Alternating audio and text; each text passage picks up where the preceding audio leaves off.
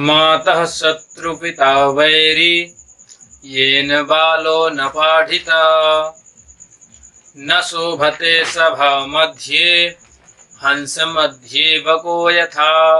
प्रिय दर्शकों नमस्कार। एक बार पुनः आप सभी दर्शकों के सामने ज्योतिष से संबंधित विषय को लेकर के उपस्थित हुआ हूँ। जैसे कि आप सभी जानते कि हमारी जो बात होने वाली थी आज राहु और केतु से संबंधित विषय में, जो कि हमारी सूर्य से लेकर के शनि पर्यंत हमारी बात हो चुकी है और राहु केतु मुख्यतः दो ग्रह बाकी हैं।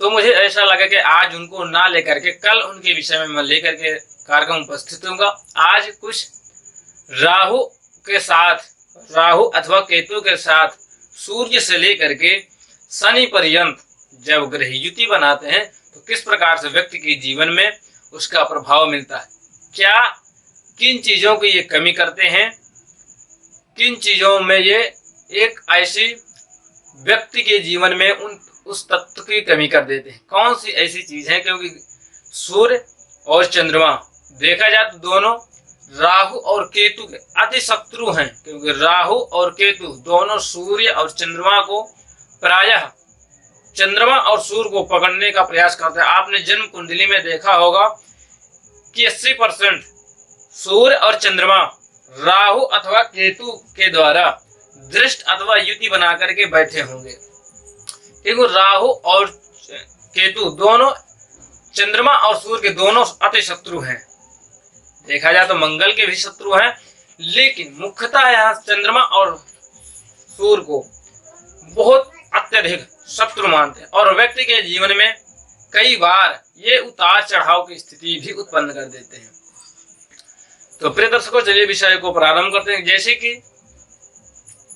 सूर्य और राहु, यहाँ पर ध्यान दीजिएगा, राहु अथवा केतु दोनों सेम है, दोनों ये एक जैसा ही रिजल्ट देने वाले हैं। अथवा राहु के साथ सूर्य बैठा हो अथवा केतु के साथ सूर्य बैठा हो, दोनों एक जैसा रिजल्ट देने वाले हैं। तो यहाँ पर राहु के साथ अगर सूर्य की युति हो आपकी जन्म कुंडली में किसी भी भाव में, किसी भाव से संबंधित बात नहीं कर रहा, आपकी जन्म कुंडली में यहाँ लग्न पर भी, यहाँ दूसरे भाव में, तृतीय भाव में, चतुर्थ भाव, किसी भाव में भी ग्रहों से संबंधित युति बना करके राहु के और सूर्य बैठे हों किसी भी भाव में, मैं किसी भाव विशेष नहीं कि यहाँ पर बैठे ग्रह तो इस प्रकार से प्रभाव देने वाले हैं, नहीं, किसी भी भाव में बैठे हो सकते हैं। हाँ, ध्यान इतना दीजिएगा कि ये जिस भाव के स्वामी हो रहे होंगे आपकी जन्म कुंडली में, जिस भाव के ये स्वामी हो रहे होंगे, मान लीजिए आपकी जन्म कुंडली में सूर्य चतुर्थ भाव के स्वामी हो रहे हों, या फिर पंचम भाव के स्वामी हो रहे हों, या फिर सप्तम भाव के स्वामी हो रहे हों। सूर्य को देखिए किस भाव का स्वामी है, और वो जब राहु के साथ युति बना करके बैठेंगे उसके बाद देखिए कि किस भाव में किस ग्रह की राशि में युति बना करके बैठे हैं ये। क्योंकि अगर इस भाव के स्वामी होंगे या सप्तम भाव के स्वामी होंगे या भाग्य भाव के स्वामी होंगे सूर्य आपकी जन्म कुंडली में, तो भाग्य भाव से संबंधित चीजों में कमी, उतार चढ़ाव और साथ में सूर्य के कारकत्व, जिन चीजों का सूर्य को कारकत्व माना गया है उन चीजों में कमी कर देंगे सूर्य। साथ में जिस भाव में ये बैठे होंगे, साथ में जिस भाव में बैठे होंगे और जिस भाव पर ये दृष्टि डालेंगे उस भाव में ये प्रभाव डालेंगे। लेकिन मुख्यतः सर्वाधिक प्रभाव जो देखने को मिलेगा तो सूर्य के कारकत्व में, सूर्य जिन चीजों का कारक होगा उनमें सबसे ज्यादा अधिक प्रभाव देखने को मिलेगा, और जिस भाव को स्वामी होंगे उस भाव पर भी प्रभाव देखने को मिलेगा, और जहां बैठे होंगे और जहां उनकी दृष्टि होगी, ये आपको ध्यान दे लेना। चलिए विषय प्रारंभ करते हैं। सूर्य राहु अथवा सूर्य की युति हो आपकी जन्म कुंडली में, केतु के साथ सूर्य की युति हो अथवा राहु के साथ सूर्य की युति हो आपके जन्म कुंडली में, राहु के साथ सूर्य की युति हो अथवा केतु के साथ सूर्य की युति हो, तो ऐसा जातक जीवन काल में एक मान सम्मान की कमी महसूस करता है, एक पद प्रतिष्ठा की कमी महसूस करता है, पिता से मतभेद की स्थिति उत्पन्न हो जाती है। पिता से मतभेद की स्थिति पिता के स्वास्थ्य में कमी कर देता, जातक के आत्मविश्वास में कमी, जातक कोई सा कार्य करने से पहले उसके मन में प्रतिद्वंद विचार चल रहे होंगे, क्या मेरा ये कार्य सक्सेस हो पाएगा अथवा नहीं, मेरा कार्य पूरा हो पाएगा अथवा नहीं। वो दो रास्तों में रह जाता अटक करके, क्योंकि जातक का विश्वास, एक मन बहुत कमजोर पड़ जाता है। जातक का जीवन में सरकारी नौकरी से संबंधित अगर कार्य करना चाहता है तो उसमें भी उसे कई बार असफलताएं देखने को मिलती हैं। अगर राहु के साथ सूर्य की युति हो तो, साथ में सूर्य की अगर बात करें तो सूर्य अगर आपकी जन्म कुंडली में किस भाव के स्वामी वो आप देख लीजिए। उसके बाद सूर्य जिन चीजों के कारक हैं, जैसा कि सरकार के कारक हैं, शासन प्रशासन के कारक हैं, पिता के कारक हैं, मान सम्मान पद प्रतिष्ठा के कारक हैं, नौकरी के कारक हैं, ये आप देख लीजिए। तो सूर्य से संबंधित चीजों में ये कमी कर देंगे। बात करें चंद्रमा, इसको हम जब राहु और सूर्य के साथ जब युति बना करके आपके जन्म कुंडली में बैठते हैं किसी भाव में, तो इसको सूर्य ग्रहण भी कह देते हैं। मुख्यतः देखा जाए सूर्य के साथ राहु ग्रहण लगा करके बैठे हैं, काफी ज्योतिषी भी कहते हैं। वहीं अगर राहु केतु अथवा इन दोनों में से कोई एक भी ग्रह चंद्रमा के साथ बैठ जाए तो ये व्यक्ति, आप ये तो सभी जानते हैं कि चंद्रमा मन का कारक है, माता का कारक है, मन संबंधित जल पदार्थ का कारक है, कृषि कार्य का कारक है, दूध से संबंधित चीजों का कारक है, प्रवाह पदार्थ का कारक है, व्यक्ति के मन इच्छा शक्ति का कारक है, मन भावना प्रधान, प्रेम का कारक है, स्त्री का कारक है। तो अगर चंद्रमा राहु के साथ युति बना करके अथवा केतु के साथ युति बना करके बैठ जाए तो माता के स्वास्थ्य में कमी कर देते, माता के मतभेद की उत्पत्ति कर देते, जातक के मन में अस्थिरता ला देते हैं। एक जातक कोई नौकरी भी करता है, उसमें जातक का मन ना लगना, एक जगह कोई कार्य करना जातक का मन ना लगना, हर एक बात जातक के पास सब कुछ होने के बाद भी एक मन में अशांति सी, बेचैनी सी, घर में कलह की स्थिति उत्पन्न हो जाती है। पत्नी के साथ भी मतभेद की कई बार स्थिति उत्पन्न कर देता है चंद्रमा। वही और पीड़ित हो जाए तो फिर जातक को कई तरह के समस्याएं खड़ी करने लगता है। मंगल के साथ अगर आपके जन्म कुंडली में, यहाँ पर आप देख लीजिए, ये यहाँ सूर्य चंद्रमा और यहाँ मंगल बुध, ये चतुर्थ भाव में आप देखिए कि राहु के साथ अथवा केतु के साथ जब मंगल जाकर के बैठ जाते हैं आपकी जन्म कुंडली में, तो ये व्यक्ति को अंगारक नामक दुर्योग लगा देते हैं। ये एक अंगारक नामक दुर्योग है, और जो व्यक्ति को जीवन काल में एक, क्योंकि मंगल है अग्नि का कारक, अग्नि प्रधान तत्व ग्रह है, और मंगल भाई छोटे भाई का कारक है, और मंगल की अगर बात करें तो पराक्रम का कारक है, नौकरी का कारक है, पुलिस मिलिट्री सरकारी नौकरी इन चीजों का भी कारक मंगल को दिया गया है, छोटे भाई बहन का कारक दिया गया है। तो जब मंगल के साथ बैठे तो अंगारक लगा देते। मंगल के ऐसे जातक के स्वभाव में अगर ये लग्न में बन रहा हो तो और ज्यादा जातक को धैर्य की कमी जातक के अंदर कर देगा, जातक के अंदर धैर्य की कमी कर देगा। अपने हर निर्णय से वो अपना खुद का ही नुकसान करेगा, हर कार्य को जल्दीबाजी से करना, क्योंकि अग्नि तत्व है मंगल, और जब ये हो जाता तो छोटे भाई बहन से मतभेद, उनके स्वास्थ्य में कमी कर देगा। साथ में मंगल पराक्रम, आप कोई कार्य करेंगे, सरकारी नौकरी, पुलिस मिलिट्री इत्यादि से संबंधित कोई कार्य करना चाहते हैं तो उसमें फिर ये बाधाएं उत्पन्न करने लगे, क्योंकि ये अंगारक योग लग जाएगा।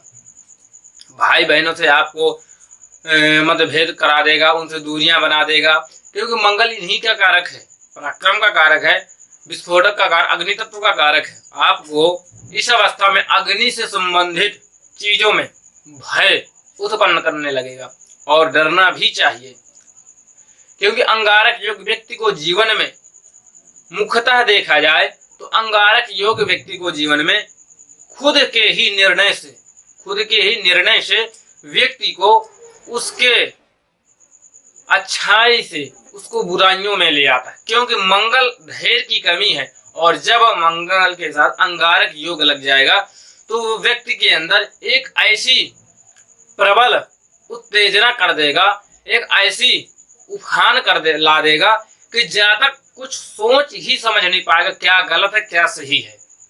जातक कुछ सोच और समझ ही नहीं पाएगा क्या गलत क्या सही है, क्योंकि मंगल के साथ राहु बैठे हैं।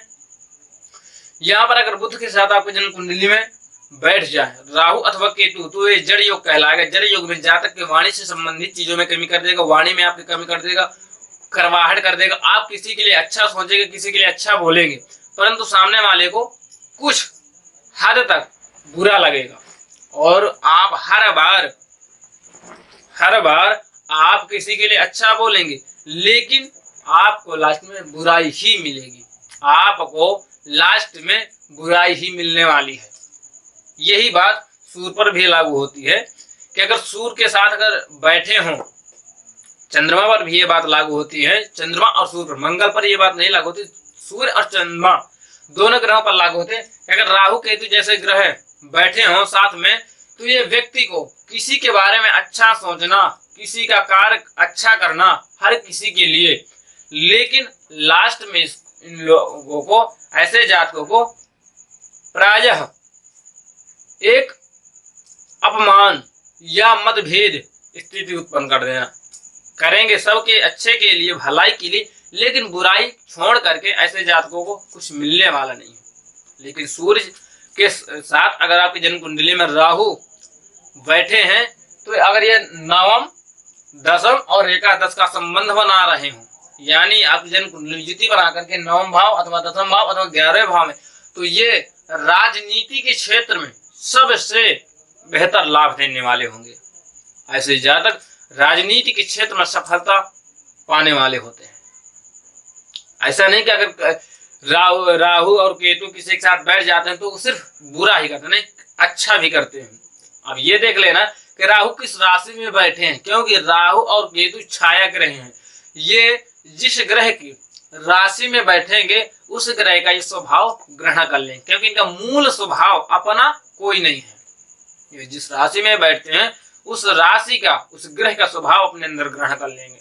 शनि के अंदर राशि में बैठे हैं तो शनि का स्वभाव ग्रहण कर लेंगे, उस अवस्था में और ये नुकसान देने वाले हो जाएंगे, क्योंकि पहले से पापक ग्रह और दूसरा और पापक ग्रह का स्वभाव इन्होंने ग्रहण कर लिया। तो ये देख लेना है। तो बुध के साथ जैसे कि बैठे राहु, बुध के साथ अथवा केतु बैठा हो, तो ये व्यक्ति को जीवन काल में कई बार ऐसे जातक की वाणी ही, आप यूं कह लीजिए कि जातक की वाणी ही जातक की शत्रु बन जाती है। हर कार्य करने के बाद भी, हर किसी को अच्छा करने के बाद भी जातक को लास्ट में बुराई और लड़ाई झगड़ा ही मिलता है, कभी मान सम्मान नहीं, क्योंकि जातक की वाणी उसकी शत्रु हो। तो कुछ भी बोले अपनी तरफ से, वह दूसरों के लिए प्रायः अच्छा और उसके भले के लिए ही बोलेगा, लेकिन लास्ट में उसको बुराई छोड़ करके कुछ हासिल होने वाला नहीं है। यहाँ अगर गुरु के साथ बैठ जाए, यहाँ पर आप देखिए कि अगर गुरु के साथ आपके जन्म कुंडली में बैठ जाए राहु अथवा केतु, तो ये एक गुरु चांडाल योग का निर्माण कर देते हैं। गुरु चांडाल योग में व्यक्ति अपने गुरुजनों से अपमानित, गुरुजनों से मतभेद की स्थिति उत्पन्न कर देता। दाम्पत्य जीवन में बहुत हद तक, दाम्पत्य जीवन में कई बार मन मुटाव की स्थिति भी उत्पन्न कर देता है। शिक्षा काल में बाधाएं उत्पन्न करने लगता है जातक को। साथ में जातक मांगलिक कार्य में रुचि ना रखना, गुरुजनों से अपमानित होना, बड़ों से अपमानित होना, ऐसी स्थिति उत्पन्न कर देता है गुरु चांडाल युग में। वही बात करते हैं शुक्र के साथ अगर आपकी जन्म कुंडली में बैठ जाए राहु अथवा केतु, राहु अथवा केतु के साथ शुक्र जाकर के आपकी जन्म कुंडली में बैठ जाए, तो ये एक प्रकार से दाम्पत्य जीवन को कई मामलों में खराब करने की स्थिति उत्पन्न कर देते हैं। ऐसे जातक को चरित्रहीन का शिकार भी होना पड़ जाता है। ऐसे जातक कई बार पर स्त्री गमन के उसमें भी अपना चरित्र को खराब कर लेते हैं और कई बार इन्हें मान सम्मान की हानि होनी पड़ती है, क्योंकि ऐसे जातक राहु साथ में जैसे शनि पापक ग्रह की दृष्टि पड़ जाए, शुक्र राहु की युति हो, साथ में शनि जैसे पापक ग्रहों की दृष्टि पड़ जाए, तो ये व्यक्ति को लंपड़ बना देते, चरित्रहीन और अधिक, एक से अधिक स्त्रियों का प्रेम रखने वाला, एक स्त्री से अधिक संबंध होने वाले ऐसे जातकों के। तो ये देख लीजिए कि किस अवस्था में आपको बैठे हैं, हर मामलों में नहीं। आपको ये देख लेना कि डिग्री किसकी है और किस राशि में बैठे हैं, ये आपको ध्यान दे लेना है। तो कई मामलों में तो जातक को चरित्रहीनता का शिकार बना देते हैं, और शनि की अगर दृष्टि सामने पड़ जाए तो जातक के वीर में भी कमी कर देता है। अब स्त्री हो या पुरुष, उसके वीर में भी कमी कर देंगे, संतान मामले में भी समस्याएं उत्पन्न कर देते हैं। वही अगर शनि की बात करें, आपकी जन्म कुंडली में शनि अथवा राहु के साथ, शनि अथवा राहु की युति हो, अथवा राहु, माफ करिएगा, केतु अथवा शनि की युति हो आपकी जन्म कुंडली में, तो ये एक प्रकार का श्रापित दोष, इसको आप एक प्रकार का श्रापित दोष कहते हैं। कई मामलों में चंद्रमा और सूर्य को भी श्रापित दोष का कारण यानी पितृ दोष का कारण माना गया है, और कई उसमें शनि मुख्यतः देखा जाए शनि को पितृ दोष का कारक माना गया है।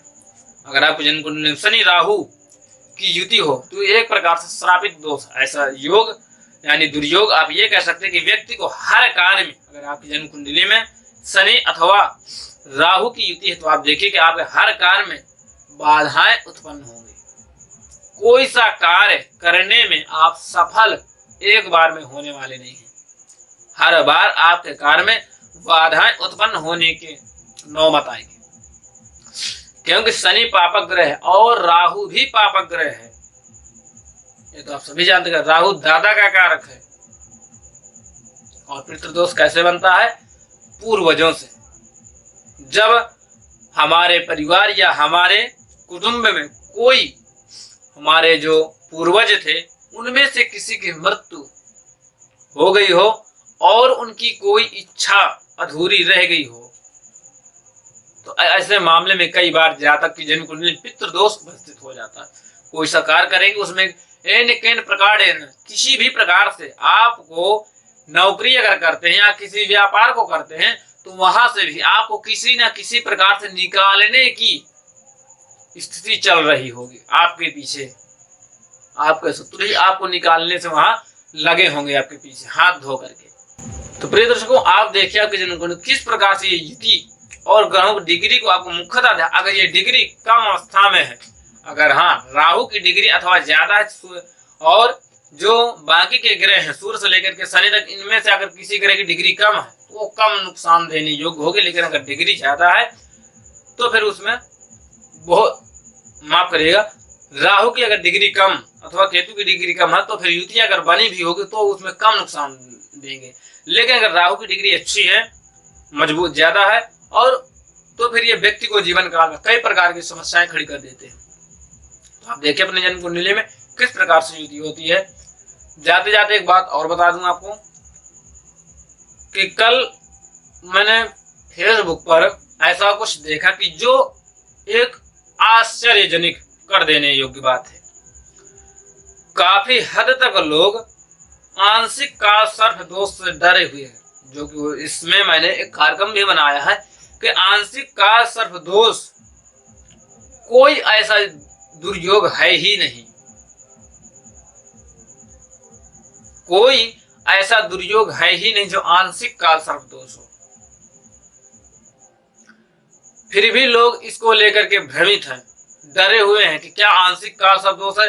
मान लीजिए राहु यहाँ पंचम भाव में है, केतु यहाँ पर एकादश भाव में है, सारे ग्रह इसके बीच में यानी यहाँ यहाँ यहाँ यहाँ और यहाँ बैठे हो, तब जाकर के काल सर्प दोष बनता है।